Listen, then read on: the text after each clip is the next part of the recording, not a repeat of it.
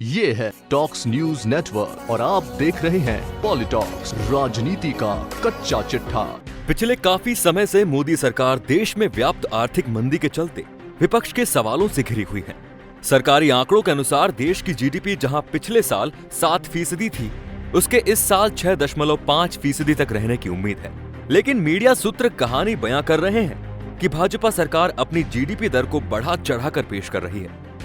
बाकी के आंकड़े भी हकीकत से कोसों दूर हैं। ये बयान किसी और के नहीं बल्कि जाने माने अर्थशास्त्री और मोदी सरकार के मुख्य आर्थिक सलाहकार रहे अरविंद सुब्रमण्यम ने दिया है, जिन्होंने इसी साल मई में अपने पद से इस्तीफा दिया। सुब्रमण्यम ने कहा कि 2011-12 से 2016-17 के बीच भारत की जीडीपी की वास्तविक दर केवल 4.5% थी, लेकिन इसको आधिकारिक रूप से 7% से अधिक बताया गया। उन्होंने ये भी कहा कि सरकार आंकड़ों के साथ छेड़छाड़ कर रही है। इसी साल 28 जनवरी को पीसी मोहनन ने नेशनल स्टैटिस्टिकल कमीशन यानी एनएससी से बतौर कार्यकारी अध्यक्ष पद से इस्तीफा देने की घटना दाल में कुछ तो काला होने का संकेत दे रही है। केंद्र सरकार के नियंत्रण में कार्यरत एनएससी संस्था देश के अहम आंकड़ों की गुणवत्ता की जांच करती है। पीसी मोहनन ने रोजगार से जुड़े आंकड़ों के प्रकाशन में हो रही देरी का विरोध करते हुए अपने पद से इस्तीफा दिया। उनके साथ एनएससी की एक सदस्य जे लक्ष्मी ने भी अपना त्याग पत्र संस्था को सौंपा। मोहनन के इस्तीफा देने के 3 दिन बाद बिजनेस से जुड़े एक अखबार में रोजगार के आंकड़े लीक हो गए, जिसके अनुसार बेरोजगारी की दर बढ़कर 6.1% हो गई है, जो पिछले 45 सालों में सबसे उच्चतम स्तर पर आ गई है। बेरोजगारी का ये आंकड़ा निश्चित तौर पर मोदी सरकार को परेशान करने वाला था, और वो भी तब जबकि 3 माह बाद मई में लोकसभा चुनाव सिर पर हों। हालांकि मोदी सरकार के अधिकारियों ने ये कहते हुए इन आंकड़ों को सिरे से खारिज कर दिया।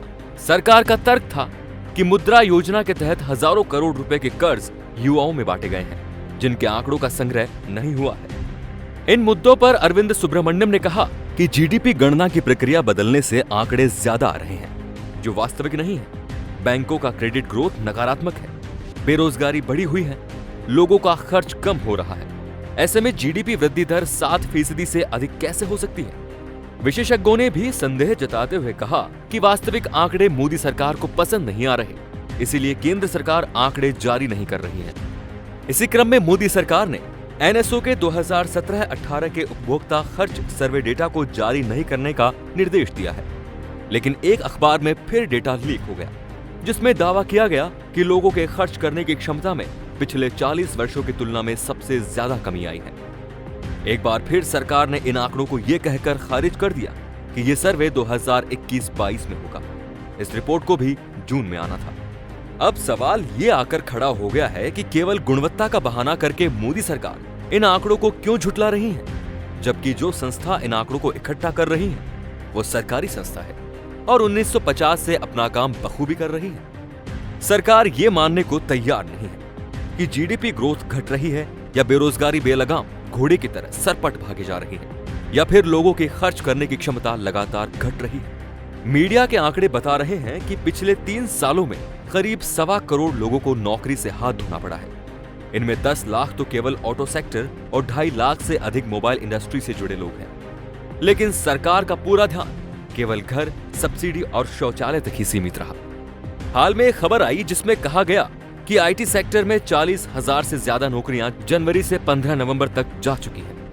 ये आंकड़े केवल 11 महीनों के हैं। ऑटो सेक्टर मंदी का अभाव झेल रहा है और कच्चा सामान बनाने वाली कंपनियों के ताले लग चुके हैं। वोडाफोन, आइडिया, रिलायंस और सरकारी कंपनी बीएसएनएल जैसी प्रमुख नेटवर्क प्रदाता कंपनियां कंगाल हो चुकी हैं।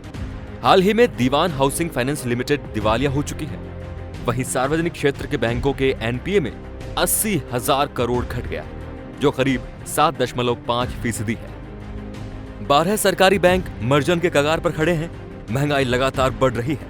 हाउसिंग लोन, पर्सनल लोन इतने नीचे आ चुके हैं जिनके पिछले 15 सालों में नहीं आए। इतना सब हो रहा है तो आखिर इसके पीछे क्या वजह है? आम आदमी से अगर इसकी गणना की जाए तो तेल, घी, साबुन से लेकर पेट्रोल, डीजल और गैस सिलेंडर सबके दाम बढ़ते जा रहे हैं। युवा बेरोजगार होकर इधर उधर भटक रहा है। प्राइवेट संस्थान की बात छोड़िए, बड़ी बड़ी कंपनियां सड़कों पर आ गई हैं। और तो और सरकार खुद 5 प्रमुख कंपनियों सहित एयर इंडिया में अपनी हिस्सेदारी बेच निजीकरण को बढ़ावा दे रही है। इतना सब होने के बाद भी वास्तविक रिपोर्ट अभी तक बाहर नहीं आ रही है।